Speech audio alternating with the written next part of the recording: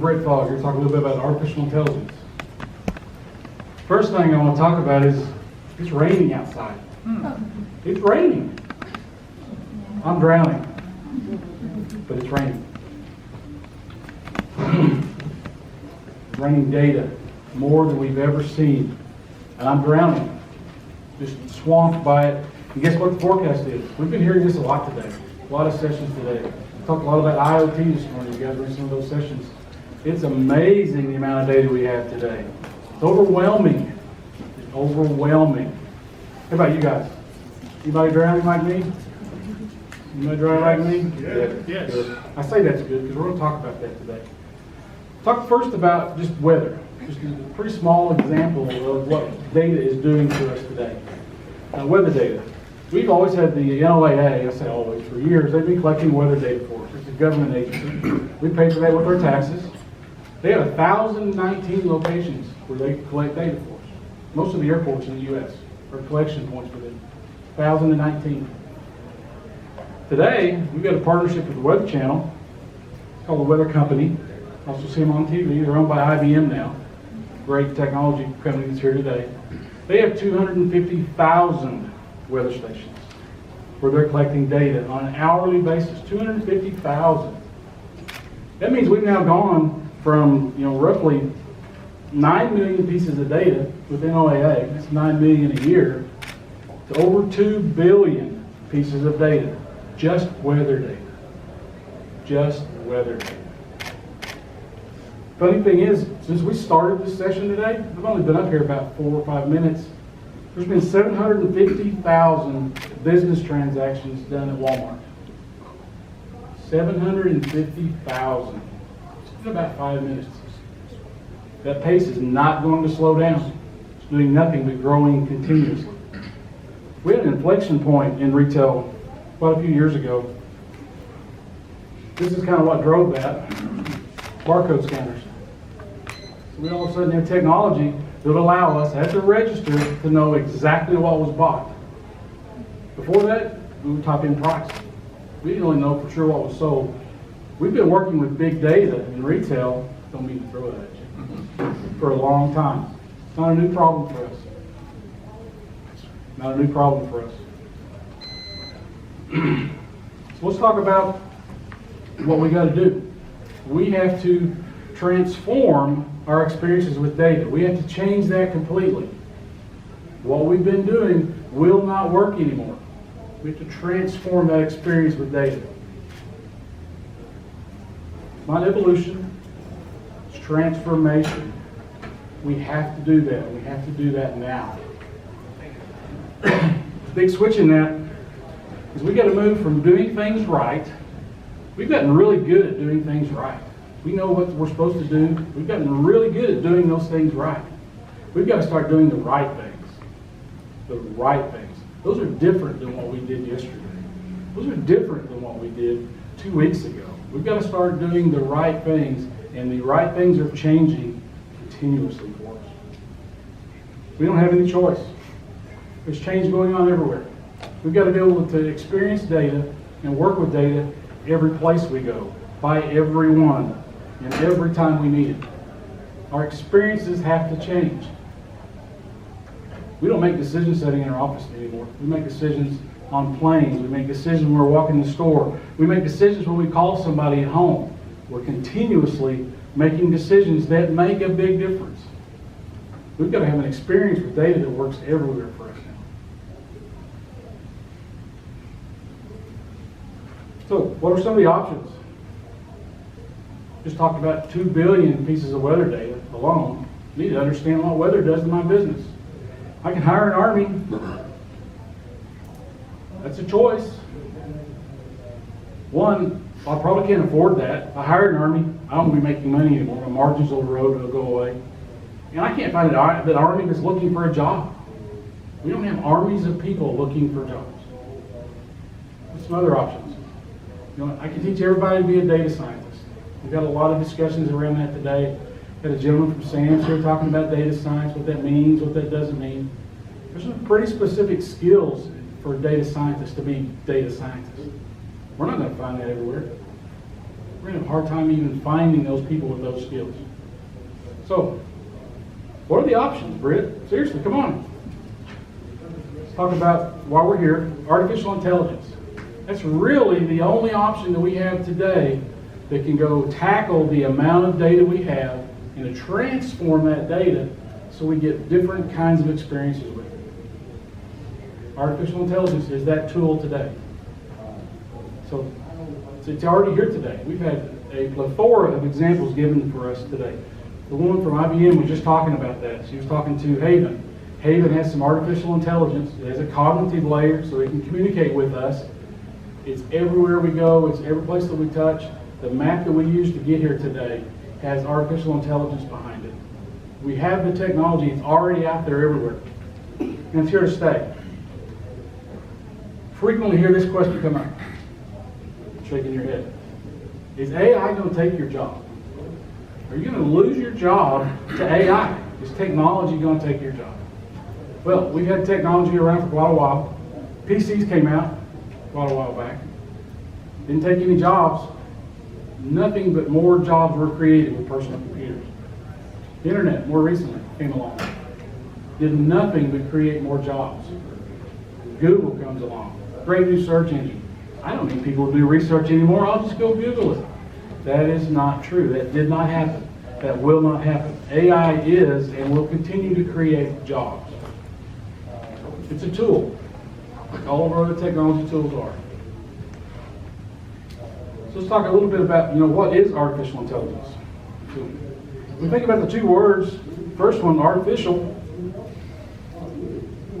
made by man. Made by man. Now I'm borrowing these definitions from Wikipedia. I got some jokes yesterday about using Webster. I'm a little newer than that. So Wikipedia is made by man. That's the artificial part of artificial intelligence. Something that we have created didn't occur naturally. Tougher one to define is intelligence. What is intelligence? Again, the ability to acquire and apply knowledge and skills. Simply just to learn, to see what's going on, acquire knowledge, acquire data, and do something with it. Now, artificial intelligence has a really broad definition. We'll talk about that a little bit. Don't get hung up on the terms. If you have a different reasoning for it, there's different ways you like to call it. There's machine learning. We've talked about cognitive services. Don't worry about the names and the words in this. This is about the technology that can go help us tackle the big data problems that we have. Let's talk a little bit about what, for today's conversation, I'm going to consider the 4 capabilities of artificial intelligence. Where you consider it, artificial intelligence has to do these 4 things. First one is, it's got to be able to collect. Our computers, our technology has been collecting for a long time. This was a brand new way for us to collect even more than we ever have. It's got to be able to collect data. Then got to take that data and make a decision with it. And these are not rules. These are not simple go left or right based upon a 1 or a 0. These are much more complex decisions that are frequently not black and white. They're not black and white. This technology needs to be able to and can make some subjective decisions based upon several things. It's got to be able to take action against that. Action can mean a lot of things. It can mean it controls a robot. It can mean it gives me different information when I'm on the front of the screen. It means it may take some action with another system. It's got to be able to go act on that. The 4th thing, and I think this is probably the most important tenet of this, is it has to be able to learn. So it collected some data, made a decision, acted on that, and then it looked at the response, the result of that action, and made some decisions about improving that next time. It learned from that experience, it graded it, it scored it, and now it uses that grade in the next decision that it makes, so it can get better over time. Better over time. I'll give you an example of artificial intelligence that we have today. The weather company. I'm going to pick on the weather quite a bit today because I started out with talking about rain. Still raining on me up here, by the way. Weather Channel. They have technology that collects data at 250,000 personal weather stations across the U.S. They collect data from 20 million apps on your phone. If you have the Weather Channel app, It collects some data and shares that back with their technology. Collects data from 50,000 flights that occur across the U.S. every day. These are just U.S.-based numbers. So it's collecting a tremendous amount of data. Next thing it does is make a decision. It has over 160 different models that it uses to pick for forecasting the weather, to predict what the weather's going to be, and predict it on an hourly basis. You know, you guys have all seen the app. They'll do hourly for days out. They'll do the weather out for 2 or 3 weeks. It makes a decision on which one of those models to use. It picks that model to go do the math to say what the weather's going to be. But then acts on that. The app on our phone, the forecast changes continuously now. That technology senses something new, collects new data, makes a different decision to use a different model, and our forecast changes. It's actually editing, and this is a number that really surprised me. 2.2 billion forecasts are modified throughout the day. Every time it gets new data, every time it collects something new, makes a different decision, and then updates your forecast on your phone. You actually see that now. Our forecasts are not static during the day. They change. Then it learns from that. Really important part of this.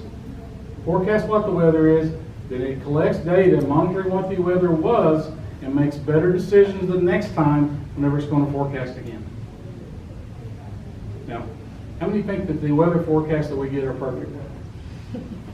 I don't. I know you don't either.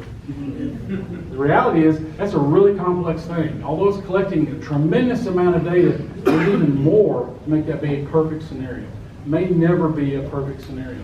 It's still able to make decisions that are good, but not perfect. It's not going to be perfect.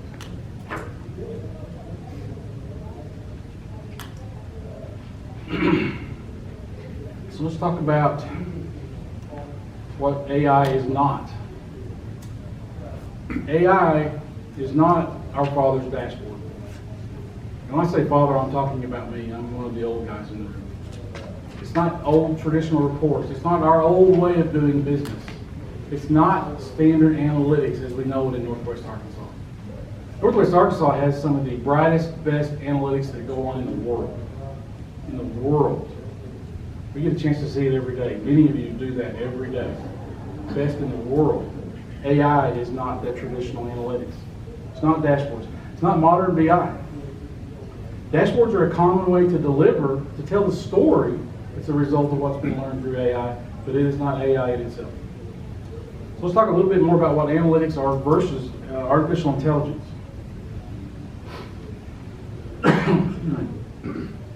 Analytics, our traditional decision support systems, we're backwards facing. Rearview mirror. We're looking back, we're seeing what happened, trying to understand better about what happened. It's evolved recently into what we call modern BI.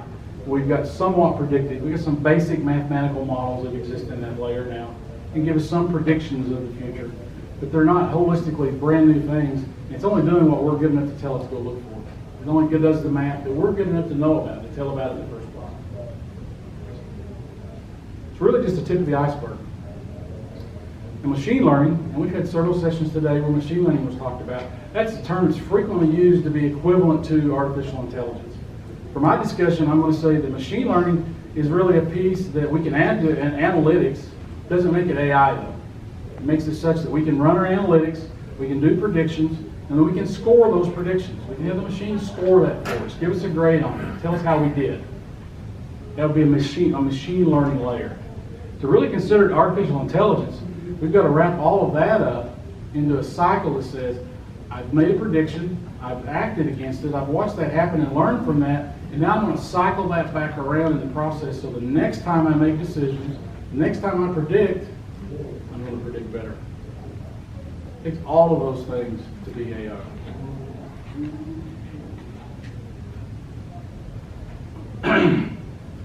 Let's talk about an example of artificial intelligence used against a real business problem in retail. This is a project that we did last summer. And we started out with the basic question, you know what, do I sell more umbrellas when it rains? You guys think? Sell more umbrellas? All right. Well, what we found was that, it really depends.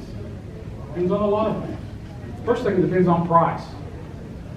I have a really cheap umbrella. It's considered a throwaway, and it's at the front door of the store. People are walking by in suburbia, in downtown Chicago. Absolutely, I'm going to sell a bunch of those umbrellas. People are going to buy them, they're going to use them. They get home, they're going to throw them in the trash, or they're going to throw them in the car. They don't worry that much about them. So I do sell those umbrellas well when it rains. My fashion umbrellas, they're in the back of the store. They're back with the clothing and high-end apparel. Nobody's coming in my store when it's raining to buy those umbrellas. I don't sell more of those umbrellas then. The price really matters. Price and location in the store. How much it rains matters a lot. If it's just misting or it's a light rain, everybody's still out shopping. They're still out experiencing things. They're going to buy the umbrella. If it's raining hard, maybe not so much. If I'm having thunderstorms, people don't go to the stores to shop when it's thunderstorming. When I have hurricanes, they leave the country. They pick up their stuff and get out of town. They're not buying umbrellas on the way out of town. Not at all. So it really depends on how much rain. Rain and weather in general impact brick and mortar traffic significantly. Significantly. It doesn't matter what you sell. You sell bread, you sell milk, you sell umbrellas. It's all impacted by the weather. Another factor that came into that was when and where it rains. So we talked about the NOAA weather at the beginning of it, 1,019 stations. We generally consume that data from a daily perspective. How much did it rain on Thursday? How much did it rain on Friday? What we found in this experiment was that it matters a lot on what time of the day it rained. If it rained at 3 in the morning, it didn't matter. It didn't affect my sales. I don't have anybody in the store shopping at 3 anyway, especially probably not for umbrellas. If it rains at 6 in the afternoon on Friday, one of my peak times for traffic in the store, and it's raining hard, I didn't sell any umbrellas. That made a significant difference. So it's the extra precision that we have in the data is beginning to tell us things that we never would have thought before. Initially, the thinking was, well, yeah, I sell more umbrellas. We ran through the math. We said, all these things, all these make a difference. It depends. You know what was really fun in this? We ran this project with artificial intelligence. This was a question we didn't even think to ask it. We gave it a lot of data. It's one of the tenets to making these things work is you give it a lot of data. We gave it forecast data also. Just happened to be part of the data set that we had.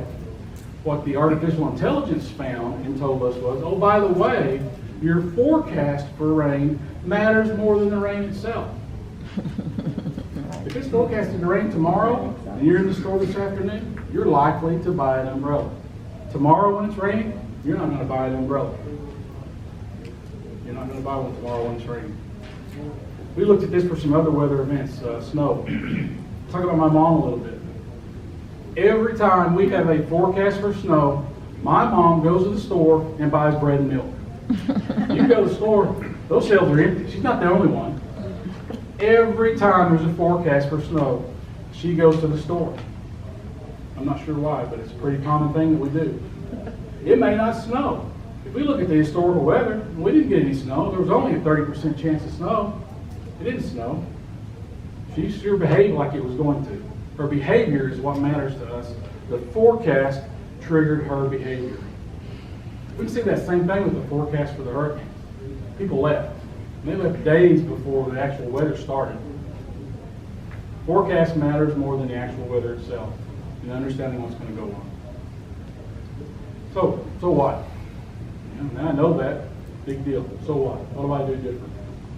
One of the first things that we learned in this is that if we're going to respond to a forecast for rain, we've got to respond much faster than we thought we needed to.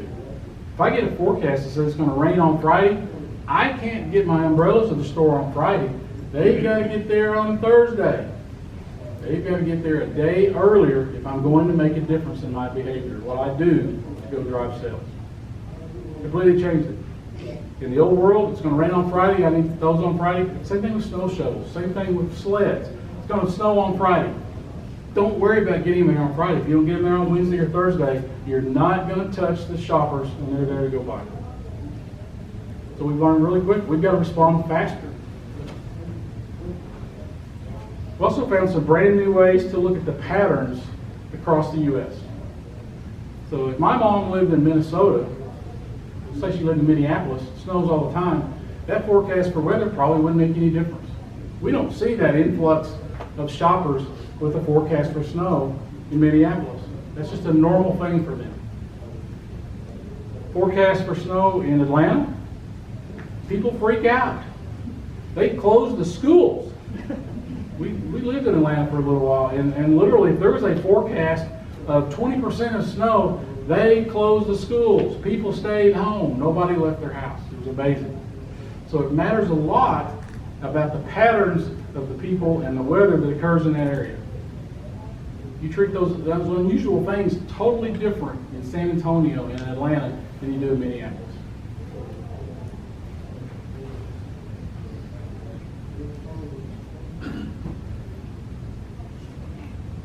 Isn't this stuff hard? Artificial intelligence, this stuff sounds hard. Sounds really complex. It is, but it's becoming more accessible to us every day because of technologies that are coming alive in the cloud. By cloud, I'm talking about Google, I'm talking about Microsoft and their Azure platforms, I'm talking about IBM and Watson.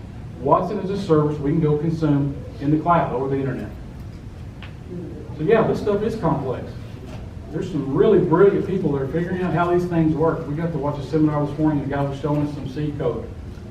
It's over our head. The nice thing, the really cool thing is, those people are building those technologies and standing them up so average analysts like me can go consume them and apply them to real business problems today. I don't have to be a mathematician. I don't have to be a top-notch programmer to go take advantage of this today. You can go out now and sign up for a free account and go practice with this and go do something for real right now. Biotechnology is changing that for us very fast. How to get started? I'm sure everybody's excited now. Let's go get started. Let's get this going. First thing is develop a strategy for how you want to do this. Plan. You need a plan. It doesn't have to be complex at all. Excuse me. But you need a plan for what you're going to go do. And I would recommend you start out with something that's going to give you a quick win. This is true with new technology, regardless of what it is.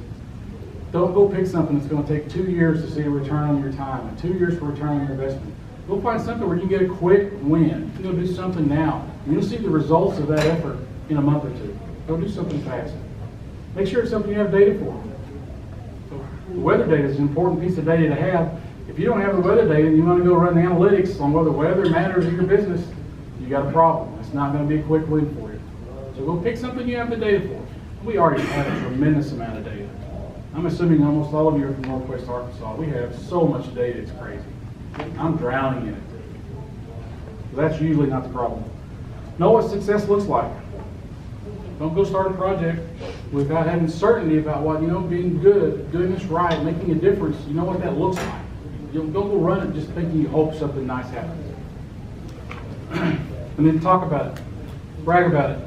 Tell your peers about it. Tell everybody about it. This is new technology. This is enabling us to do things against data we've never been able to do before. Talk it up. Brag about it. That's how you get funding. That's how you get support. That's how you get to do it again. You get to do more of it. And don't forget to take whatever you do and embed it into your business. Don't make it be a one-hit wonder.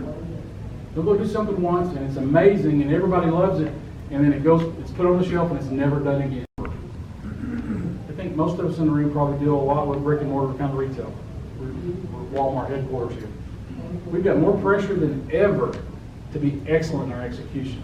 We have to be better than ever. 10 years ago, we could sit around and just through growth in stores alone made us look like rock stars. I don't have to work hard. I don't have to worry about out of stocks. I don't have to worry about new items making it to the shelf on time. I'm adding 300 or 400 stores every year. I look great. That's not today's world. We've got competition like we've never seen before. And it's just going to get stronger. It's just going to get tougher. We can't wait. Every day we wait, another day we're behind. We want to be competitive. We want to stay relevant. We have to go start doing this right now. Let's talk about where this journey can start. Again, I'm going to make a Northwest Arkansas assumption about the crowd. First thing is out of stocks. Don't go use this technology to know where I'm out of stock. Go use it to learn why I'm out of stock. How can you go make out of stocks better if you don't understand why I didn't have a product on the shelf? Go use AI to understand, you know, my inventory is wrong, but I'm still out of stock. The product's not on the shelf for presentation, so I'm not selling it. So use this technology for that, to learn that, learn those whys. Then you get to go start making decisions, taking action that's more important and more valuable than it's ever been before. You're not going to lose your job. Your work's going to change. You're going to have technology doing work for you that you probably couldn't even do today. You don't have time today. Your job's going to become even more valuable because you're going to be making a bigger difference. We're all going to get to make a bigger difference. Really do. Some other places to start, how are promotions performing? That's a really complex thing. Now, our default fallback on promotion performances, how do we do compared to prior 4 weeks? That is just not good enough. Doesn't even come close anymore. Several others. What's driving your business, releasing new items. OTIF. OTIF's a really big thing, really big subject in Northwest Arkansas. Everybody's spending a ton of time. OTIF is on time in full. It's an acronym that Walmart's coined. It's really about understanding. Everybody wants to know how to measure that. Don't go measure that. Everybody's already doing that. We've already got those metrics. We know those numbers. Go study why you're not performing adequately in OTIF, why you're late, why you're short. Go study those things. Go study those patterns. Go find those opportunities and go make a difference in that. And you'll never worry about OTIF again. You'll just never worry about it. If you're focused on measuring it, you're not going to make a difference. What's next? Natural language. And there's really two sides to this. There's natural language processing, where I want to be able to talk to my technology. I can talk to Siri today. I can talk to Cortana. I can apparently go talk to Haven, have a conversation with Watson via Haven. That's already going on. Natural language generation is part of the next thing that's going to happen. So that our technology can start to talk back to us, and hopefully respectfully. My technology kind of talks disrespectfully to me all the time. Have a conversation with your technology. That's one of the frontiers that's coming very, very fast with AI, with machine learning, some of those technologies. Integrated everywhere. Everywhere I am, every time I need it, no matter what I'm doing, this technology needs to be there to support me. It needs to be with me everywhere. We're already seeing that materialize on our phones. We can talk to Siri no matter where we are. I can talk to my watch. All of these technologies have got to become prevalent for us and work for us no matter where we are, no matter who we are. It's got to be accessible to everyone. This is not just analyst kind of tools. This is not just CEO level stuff. I need this for the guy on the dock that's loading the trucks. He needs access to analytics that help him make better decisions about that. I need this for the farmer. There was a really good session this morning about IBM Watson and helping some farmers do some work in the field, making significant advancements in their ability to go grow food for us. I need it everywhere. I need everyone to have it.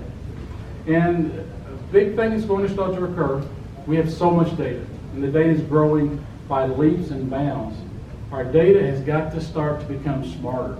It needs to be smart from the start. We don't have time to go dig into a bunch of raw data and massage it and go run the math and figure all those things out to go find those things that are insightful.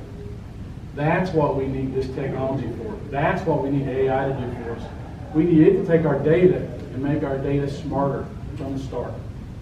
So we get to start our day with facts and with information and things that are valuable and worth going to do. Not digging through reams and reams and reams of data just to go find that one thing. Talked about a lot of different words for artificial intelligence. Here's several: cognitive, machine learning, deep learning. We've really heard all of these words today. Don't get hung up on what one is what, which one is which. They all describe, for me, technology that I can go apply towards real business problems. All of those are part of the same ecosystem. All of those are technologies and tools that I can go get access to right now off of the internet from one of the cloud providers. It's amazing how easy it is to go get started. We don't have any choice. I'm drowning, you're drowning, we're all drowning in data. That's not going to get better. And you know what? It's raining, and the forecast is for more rain. We don't have any choice but to transform the way we work with our data. We don't have any choice. Grab the rope. Come get some help. Learn how to do these things.